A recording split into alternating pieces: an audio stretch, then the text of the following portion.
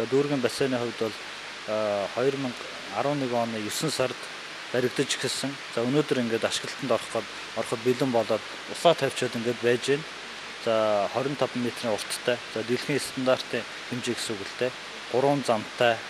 За тэгээд 1.2 тэрбум төгрөгийн өртгөөр босч байгаа. 2012 онд дүүрэг дээр нэлээд их хэмжээний хөрөнгө оруулалт ажил хийж байгаа. За нийт 79 тэрбум төгрөгийн хөрөнгө оруулалт ажил хийгдэнэ.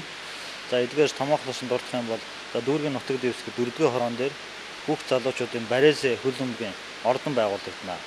За энэ ордон маань битүү за жилийн 4 үйлрэл үйл ажиллагаа явуулдаг томоохон тогтвортой ордон байгаа. За ер нь Монгол улсын хувьд бол анх удаа энэ хөлбөмбөгийн ордон манай дүүрэг дээр баригдах гэж байна. За мэдээж энэ ордон ашиглалтанд орсноор ямар ач холбогдолтой ингээд ярих юм бол нэлийн зүйл байгаа л да. За өнөөдөр Монголын хөлбөмбөг сонирхож хүүхд залуучууд хөлбөмбөгөөр хичээлдэг хүүхдүүд маань за нэг 6 сарын туршид бэлтгэлтэй байдаг. Ногоон зүлгэн дээр гарч чаддаг. Тэгээд энэ барьяазын хөлбөмбөгийн ордон маань ашиглалтанд орсноор бол за хөлбөмбөг сонирхогч, хөлбөмбөг тоглодог хүүхд залуучууд маань жилийн 4 үйлрэл одоо бүтэн бэлтгэлтэй байж чадах нэ. За ийм ач холбогдолтой юм байгаамаа. За манай дүүрэг дээр болохоор одоо Баянгол дүүрэг, одоо Чингэлтэй дүүрэг дээр томоохон одоо кино театрууд байдаг. За мөн дөөрийн театр гэх юм уу, Солин төв ордон гэх юм уу бүгд одоо төвлөрсөн Сүхбаатар Чингэлтэй дүүрэг дээр байдаг. Баянзүрх дүүргийн хувьд бол нэгч одоо хүүхд залуучууд зориулсан театр, үзүүрийн газар, кино үзүүлэх газар, кино театр байдаг л дээ. За энэ үүднээс нь бодож үзээд манай дүүргийн засаг дарга өөрөө санал тавьж агаад одоо хуучин манай дүүрэг дээр байдаг Жанжин клуб гэж байдаг. Жанжин клубыг нураагаад оронд нь Жанжин театр гэж барих гэж байна. 500 хүний суудалтай нэгэн томоохон театр болно. За энд мэдээж үзүүр үйлчилгээ, кино гаргах гэдэг бүхэл үйл ажиллагаа явуулах юм байна.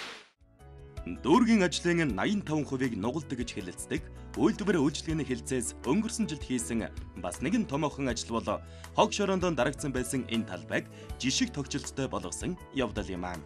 Ер нь бол энэ талбайг бол одоо олон жилийн туршлагаас ингээд үзэхэд энэ талбай дээр барилга барина гэд маш их улсууд энэ газрыг авах гэж пластилж ирсэн. Иргэд энэний төлөө тэмцсээр байгаад энэ газрыг авч үлдсэн. Тэгээ үлдээд одоо нодлон өдөөд одоо дүүргийн хөрөнгө оруулалтаар ийм сайхан одоо залуу үе, дунд үе, ахмад үе ийм сайхан амралтын талбай болгоод өгцөн одоо ард иргэд бол маш их баяртай хүлээж авсан. Тэгээд одоо өнөөдөр бол одоо хүмүүстүүд нь үнэхээр тоглоомтой, настангууд нь сүйдэрлэгт сарвчтай тий. За одоо чөлөө цагаа өнгөрөх маш их тохиромжтой ийм сайхан юм талбай болгоод өгсөнд нь бол иргэд ард бид бол маш их баяртай байдаг. Дүүргийн ах эгчнэрээ баярлаа. Тус дүүргийн иргэдийг хамгийн ихээр бухимдуулж байгаа болон засаг даргын тамгын газраас өмнөх жилүүдэд хийсэн ажлыг нь үгүйсгэж байгаа зүйл бол зам засварын ажил билээ. Тэгвэл дүүргийн удирдлагуудын уйггүй хичээл зүтгэлээр 2012 оны нийслэлийн зам засварын төлөвлөгөөнд энэ замыг засах ажлыг оруулж чаджээ. Хэрвээ замыг засах ажлыг дүүргийн засаг дарга мэддэг, бас хийдэг байсансан бол Батцэрэг дарга аль хэдийнэ засчих байсан гэж ярих хүн олон байсан юм аа. Дүүрэгт хүн амын төвлөрөл их учраас ажилгүйдэлж дутахгүй их бий. Гэхдээ төрөөс дэмжиж өгвөл хувааран жижиг бизнес эрхлэн амьдрал ахуйгаа хинээс ч дутахгүй аваад явах хүсэлтэй хүн их байдаг байна. Тиймээс тус дүүрэг засаг даргын дэргэдэх жижиг дунд үйлдвэрлэлийг дэмжих Баянзүрх нэг зүрх төвийг байгуулжээ. Тус төв нь дүүргийн хэмжээнд жижиг дунд үйлдвэрлэл эрхэлдэг хүмүүсийг бүртгэлжүүлэх, төр болон иргэдийн хооронд гүүр болон ажиллах зорилготойгоор байгуулагджээ. Төв маань байгуулагдаад 2-3 сарын хугацаа өнгөрч байгаа боловч бид нар бас маш их ажлуудыг хийгээд байна. Эхний бидний хийсэн арга хэмжээг бол газар тариалан эрхэлдэг хүмүүстэй зориулаад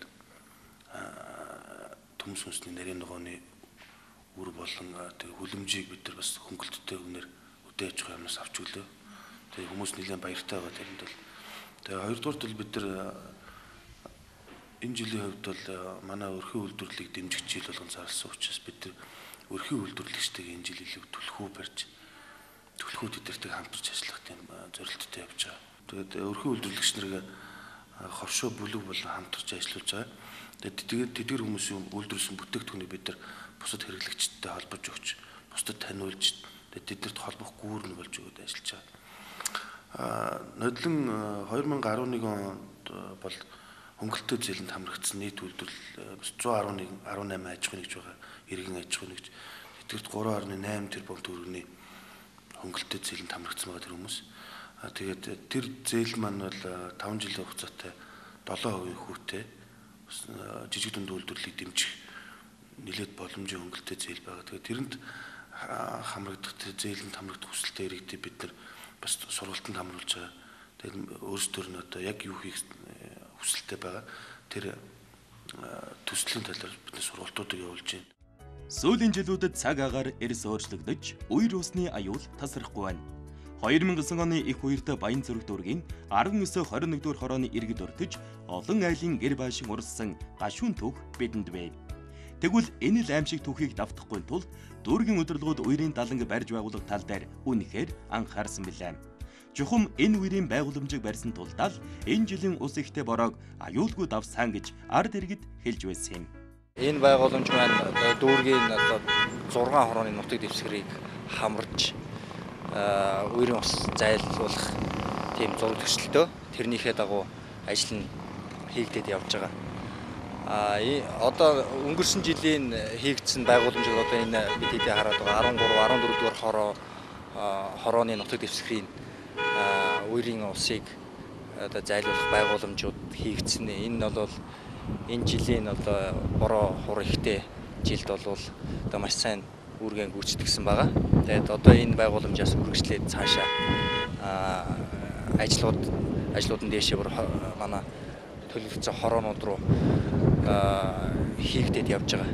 Энэ мэтээр өнгөрсөн 4 жилд Баян Зүрх дүүрэгт их бүтээн байгуулалт өрнөжээ. Энэ бол удирдлагын зөв бодлогын үр дүн юм аа. За надтай бас хамтарч ажилладаг, намайг бас дэмждэг бас дүүргийнхаа иргэдэд би бас баярлалаа гэж хэлэх нь зүйтэй байх. Өнгөрсөн 3 жилийн хугацаанд дүүрэг маань босод одоо дүүргүүдэд тэргүүлж манлайлж ажилласан. 2008, 2009, 2011 онд манай дүүрэг маань дандаа шилдэг дүүрэг, шилдэг тогтчлолтой дүүрэг, шилдэг гэрэлтүүлэгтэй дүүрэг, шилдэг төрийн байгуулалттай дүүрэг гэсэн номинацуудад байнга тэргүүлж ирсэн. За энэ амжилтанд хүрэхэд бол мэдээж дүүргийн маань иргэдийн оролцоо чухал. Тэгэхээр одоо намайг дэмжиж хамтарч ажилладаг дүүргийнхаа 280 мянган иргэдэд бас баярлалаа илэрхийлье. Цаашдаа ч гэсэн биднийг дэмжиж ажиллаарай гэж иргэдээсээ бас хүсье. Иргэдтэй сайн сайхан бүхнийг хүсээрэй. Арслан шүтэнтэй, нохой савдагтай, Баян Зүрх харихнан түшиж оршдог Баян Зүрх дүүргийн хувьд үнэхээр сүүлийн жилүүдэд олон бүтээн байгуулалт хийгдэжээ. Мөнхөд ард иргэд ам бодож, сэтгэлэн тавин ажилдаг Баян Зүрх дүүргийнхний бодсон бүхэн бүтэж байх болдог байна.